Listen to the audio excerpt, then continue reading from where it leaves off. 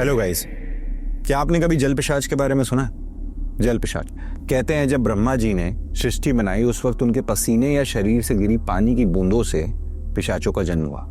और मुझे लगता है आप सबने भी कहीं ना कहीं इन पिशाचों की कोई ना कोई कहानी या कोई किस्सा कभी ना कभी सुना ही होगा। पर आज जो घटना आप सुनेंगे ना, उसके बाद से ये जल पिशाच केवल कोई किस्सा या कहानी भर नहीं रहेगा आपके लिए। ये किस्सा है कश्मीर के राजौरी जिले का। राजौरी में 17 बच्चों की मिस्टीरियस डेथ हुई और ये बात सुनते ही ना हमने इस पर थोड़ी और रिसर्च करी। पहले तो हमें लगा कि कोई आम कंटेमिनेटेड वाटर वाला केस है, लेकिन जब इस खोज में उस इंसान से मिला जो कभी इस घटना का हिस्सा था तो कहानी पूरी तरह बदल गई। मैं हूं रामाकृष्ण दीक्षित और ये कहानी कुछ महीने पहले की है। इस रिसर्च के दौरान मुझे एक कॉल आया एक डॉक्टर का।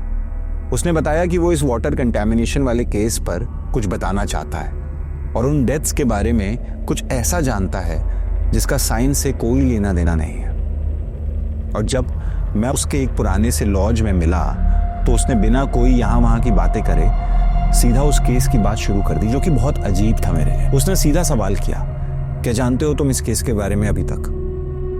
मैं भी बिना कोई फिल्टर ऐड करे बताने लग गया कि मुझे मिस्टीरियस चीजों में इंटरेस्ट है, बस इसलिए इस पर रिसर्च कर रहा था। लेकिन मैंने उससे पूछा कि आपको मेरा नंबर कहाँ से मिला?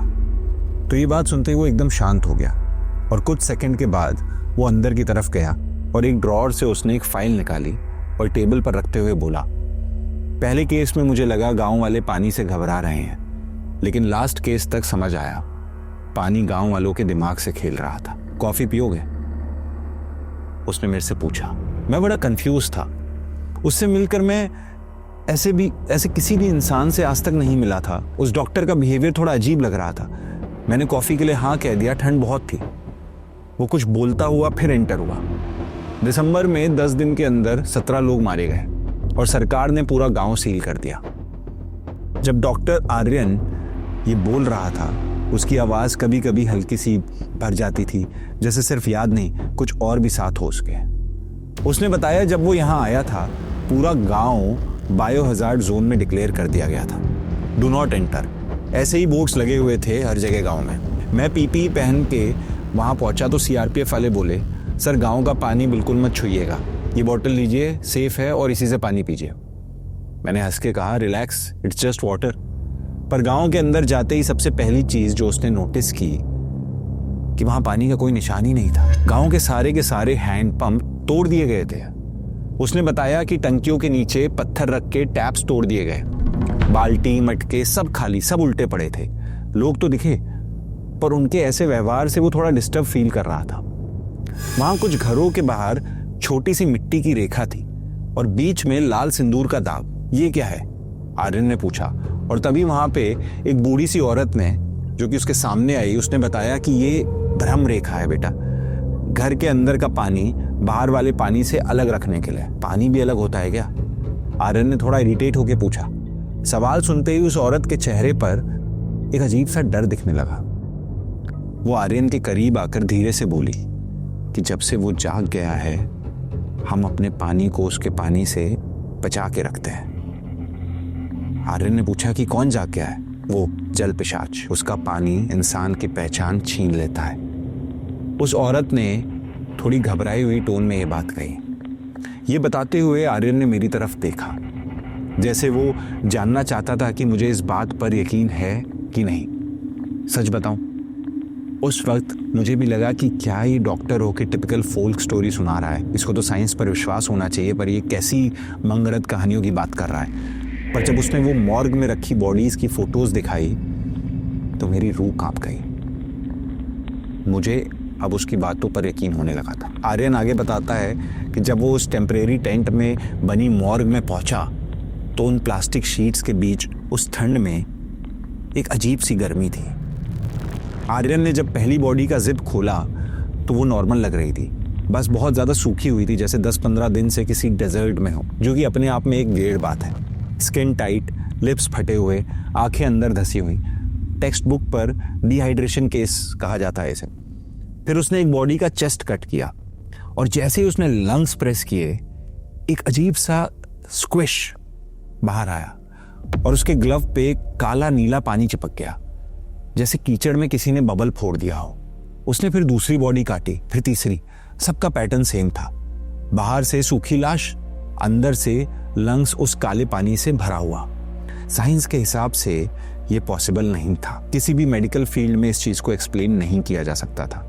बॉडी डिहाइड्रेटेड हो तो पूरे सिस्टम का फ्लूइड कम होता है, ये बात डॉक्टर आर्यन ने बोली उस वक्त। पर यहां लग रहा था कि जैसे शरीर का पानी माइग्रेट करके डायरेक्टली फेफड़ों में जमा हो गया हो। और ऐसा कैसे हो सकता है? उसने मेरी तरफ देखते हुए कहा। मैं भी थोड़ा कंफ्यूज हो चुका था, पर उस कंफ्यूजन में मैंने सर हिला दिया। फिर मैंने उससे पूछा कि आपने उस बुढ़िया से बात क्यों नहीं की, उनसे और सवाल क्यों नहीं पूछे? और तभी अचानक उस घर की सारी लाइट्स बंद हो गई। मुझे लगा शायद वहां की इलेक्ट्रिसिटी चली गई है। वो तुरंत एक मोमबत्ती की रोशनी में मेरे सामने आया और कुछ सोचने लगा। आर्यन का ऐसा व्यवहार देखकर मुझे थोड़ा अजीब लग रहा था और मेरे अंदर थोड़ा डर भी पैदा हो रहा था। मन में सवाल चल रहे थे कि कहीं ये कोई पागल वागल तो नहीं है और मैं भी बिना कुछ सोचे समझे इसके बारे में कोई रिसर्च किए हुए इतनी दूर इसके पास आ गया हूँ। ये सब दिमाग में घूम ही रहा था कि उसी वक्त उसने मेरे से एक सवाल किया, तुम पिशाचों के बारे में क्या जानते हो? अब इस सवाल ने मुझे और डरा दिया। मैंने कैजुअली कहा, बस इतना ही कि बचपन में मैंने उनकी कहानियां सुनी है। उसने बहुत सीरियस टोन में कहा, अब जो भी सुनो उसे बड़े ध्यान से सुनना। शाम को मैं यानी डॉक्टर आर्यन और एक लोकल जूनियर इम्तियाज दोनों उस अम्मा के घर पर पहुंचे, लेकिन लोगों ने बताया कि वो अम्मा वहां कभी रहती ही नहीं थी। कुछ और लोगों से पता करने पर बस ये जानकारी मिली कि जंगल में एक पुराना कुआं है, उसके पास उन्हें देखा गया था। दोनों तेजी से उस कुएं की ओर बढ़े। शाम ढल रही थी और बारिश के बादल धीरे धीरे घाटी पर आ रहे थे। ऊपर पहुंचे तो ऊपर एक कुआं जैसे एक बड़ा स्ट्रक्चर था, आधा पुराना पहाड़ी पत्थर और आधा नया कंक्रीट। साइड में किसी मंदिर जैसा टूटा हुआ बेस, नीचे पत्थर की टूटी सीढ़ियां, इंसान की मरमरिंग की आवाज आ रही थी। इम्तियाज ये आवाज सुनकर तुरंत चौंक गया। उसने चारों तरफ देखा लेकिन कोई नहीं था। सर, कुछ सुना आपने? आप सुन रहे हो कुछ? इम्तियाज ने धीरे से पूछा डॉक्टर आर्यन से। पहले तो आर्यन को कुछ नहीं लगा, सिर्फ अपनी सांस की आवाज आई। फिर उसने रियलाइज किया कि ये आवाज कुएं के अंदर से आ रही है। झांक कर देखा तो कुएं के तल पर पानी था। दोनों उसके किनारे पर खड़े थे और तभी कुछ दूर पेड़ों के पीछे कोई चीज मूव हुई। उस चीज की मूवमेंट की आवाज सुनकर इम्तियाज चीख पड़ा और उसने कहा कि वो देखा आपने? एक बड़ी सी परछाई उन पेड़ों के पीछे हिली। अभी दोनों की नजरें उस परछाई पर थीं और तभी बिजली की गड़गड़ाहट के साथ एक भारी सी आवाज आई उस कुएं के अंदर से, क्या तुम इंसान हो? और ये बात सुनते ही दोनों झटके से कुएं से पीछे हट गए। दोनों ने आपस में एक दूसरे से पूछा कि वो कौन था। इम्तियाज फिर बोला, चुप रहो, डॉक्टर आर्यन ने कहा। वो आवाज फिर आई, क्या तुम इंसान हो? इस बार ये सुनकर दोनों की सांसें रुक चुकी थीं। सामने एक अनजान सी परछाई थी जो पेड़ों पर चल रही थी और पीछे कुएं में ना जाने वो क्या आवाज थी जो आ रही थी और बार बार उनसे एक ही सवाल कर रही थी। इम्तियाज पैनिक करने लगता है। सर, मुझे लगता है उसे बता देना चाहिए। देखो, इनसे भाग तो सकते नहीं है, तो बता ही देते हैं ना, ज्यादा सही होगा। आर्यन उसे समझाता है, पागल मत बनो और धीरे बोलो। अगर वो पूछ रहा है तो समझ जाओ कि वो देख नहीं सकता है। डॉक्टर आर्यन का भी लॉजिक सही था, पर तब तक इम्तियाज गलती कर चुका था और वो चिल्ला पड़ता है, जी हाँ, हम इंसान ही हैं। इतना कहते ही कुएं से एक काले पानी का हाथ आता है और एक झटके में इम्तियाज गायब। ना चीख, ना सांस, ना कोई रेजिस्ट, एकदम सन्नाटा। आर्यन, डॉक्टर आर्यन, जो अब तक साइंस को सबसे ऊपर रख कर बात करता था, आज खुद के साथ ऐसा होते हुए देखकर कांप रहा था। उसने फोन निकाला, शायद गांव से कोई मदद ला सके, किसी को कॉल कर सके। उसने इमरजेंसी नंबर डायल किया, लेकिन कोई उसे सुन ही नहीं पा रहा था। बैक टू बैक उसने हर एक इंसान को कॉल किया जिसे वो जानता था, लेकिन हर कॉल का अंत यही था, पता नहीं ये क्या अजीब आवाज निकाल रहा है। डॉक्टर आर्यन समझ चुका था कि यहां से भागने में ही भलाई है। वो बेसुध गांव की तरफ भागने लगा। मैंने बीच में उसे रोकते हुए कहा, लेकिन वो जो भी है वो ये सब कर क्यों रहा है डॉक्टर आर्यन? आर्यन ने सीधा जवाब दिया, भूख, हजारों सालों की भूख है ये। मैंने फिर पूछा, तो उसकी भूख कैसे खत्म होगी? और तुम तो भाग निकले, लेकिन उस इम्तियाज का क्या हुआ?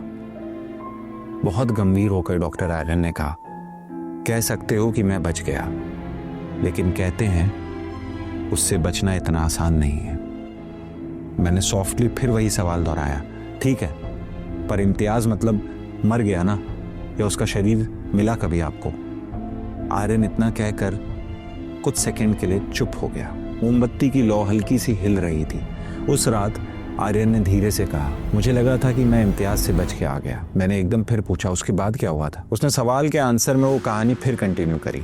उसने बताया कि जब वो कुएं से गांव की तरफ भागा तो कुछ दूर तक किसी साए ने उसका पीछा किया, वही साया जो पेड़ों के पीछे हिल रहा था।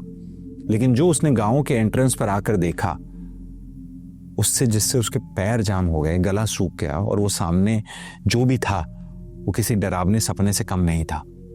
सामने मोड़ पर इम्तियाज खड़ा था, डॉक्टर आर्यन का वेट कर रहा था। इम्तियाज को ऐसे सामने खड़ा देखकर आर्यन के रोंगटे खड़े हो गए।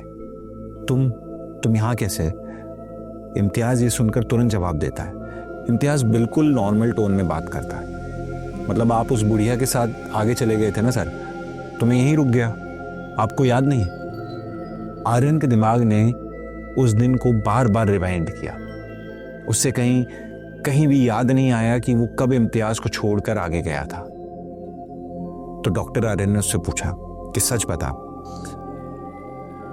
हम सुबह कहां मिले थे? इम्तियाज की बात सुनकर एक सेकंड के लिए चुप हो गया। उसकी गर्दन हल्की सी टेढ़ी हुई, आंखों का फोकस अजीब सा हिला, और उसने जवाब दिया, आप लैब में थे ना? और ये बात सुनते ही आर्यन के पैरों तले जमीन खिंच गई। हम सुबह से फील्ड में थे। आर्यन ने अंदर ही अंदर ये बात अपने आप से कही। उस एक जवाब से सब क्लियर हो गया था। जो उसके सामने खड़ा था वो इम्तियाज नहीं था, वो उस जल पिशाच का ही एक रूप था। आर्यन सीधा मेडिकल कैंप वाली लैब की तरफ दौड़ा। अंदर एक दो नर्सेस थी, कुछ लोग फाइल्स देख रहे थे।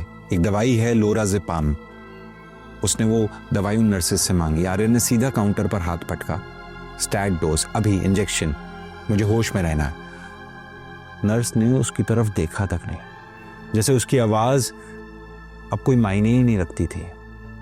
आर्यन ने फिर जोर से कहा कि मुझे 2 mg डोज चाहिए, IM प्लीज। फिर भी कोई रिएक्शन नहीं। उसने खुद ही ट्रे से एक सिरिंज उठानी चाहिए, पर सिरिंज बार बार उसके हाथ से गिर जा रही थी। उसने पूरा जोर लगाया, स्टील का ट्रे, सिरिंज, कुछ भी मूव नहीं हुआ। और तब उसे रियलाइज हुआ कि वहां लोग मूव कर रहे थे, बात कर रहे थे, पर उनमें से कोई भी उसकी तरफ देख भी नहीं रहा था।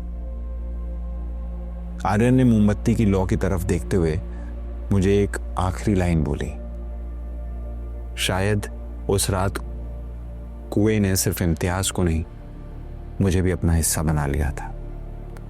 ये बात सुनते ही मुझे लगा क्या मजाक है, लेकिन अचानक आवाज गायब, मोमबत्ती की लौ खुद पे खुद बुझ गई, सामने की कुर्सी खाली, टेबल पे फोटोज, फाइल सब गायब। ये देखकर मेरा दिल जोर से धड़कने लगा। दिमाग में एक ही सवाल घूम रहा था कि जो सामने बैठा था ये कोई इंसान ही नहीं था। कहीं मैं भी तो किसी ट्रैप में नहीं हूं? जब ये था ही नहीं तो इसने मुझे कॉल कैसे किया? और ना जाने क्या क्या, हर सेकंड हजारों थॉट्स एक दूसरे से लड़ रहे थे। मैं उससे कुछ और चीजें जानना चाहता था और उसे आवाज देना चाह रहा था, लेकिन डर से एक भी शब्द नहीं निकल पाया। अगली सुबह लोकल्स ने बताया यहाँ कुछ साल पहले एक डॉक्टर आर्यन गुप्ता की मौत हुई थी। रिपोर्ट में लिखा था मोस्ट लाइकली एक्सीडेंटल एक्सपोजर। उस रात मैं जिस रूम में था वहाँ कोई नहीं था, सिर्फ एक पुरानी फाइल पे कुछ पन्ने पड़े थे, किसी काले पानी से भीगे हुए। आज भी कहते हैं कि कभी कभी रात को हवा में से एक आवाज आती है और पूछती है कि क्या तुम इंसान हो? बाकी जल पिशाच अपना रास्ता खुद ढूंढ लेता है। ये कहानी तो यहीं खत्म होती है। ये कहानी आपको कैसी लगी कमेंट सेक्शन में आके बताइए, और ऐसी और कहानियां सुनने के लिए सब्सक्राइब करें हमारे चैनल को।